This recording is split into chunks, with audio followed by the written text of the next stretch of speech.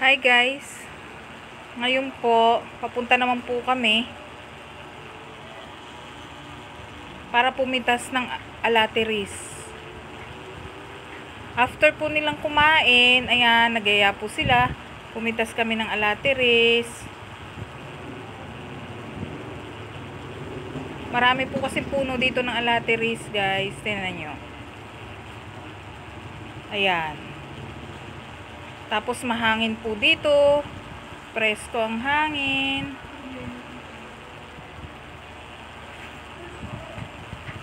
Tapos masarap magkabit dito ng duyan, magpahangin, magmuni-muni.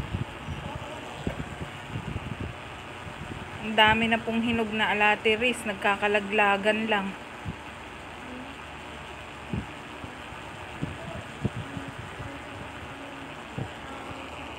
Marami na po sila kaagad na pitas. Sobrang hinog na po ng iba. Ayan, oh, ang dami na pitas ng anak ko. Mga hinog na, may mangga pa. Kaso nakalimutan namin magdala ng plastic. Ayan, ang dami.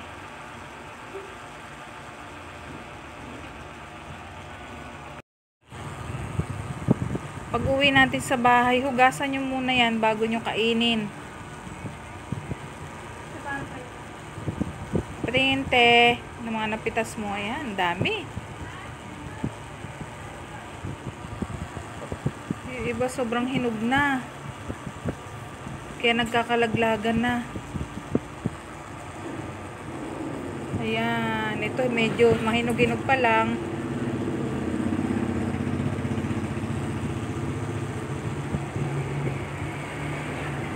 Ayan, ito madami.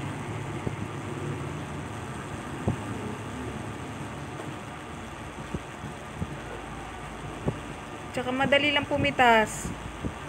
Guys, kasi mababa lang siya, hindi ganun kataas.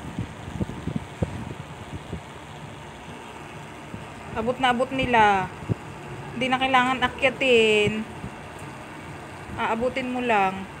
Ayan o, iba nakasayad na dito sa sa lupa. Ayan o, hinog. Wow, sarap. Ayan.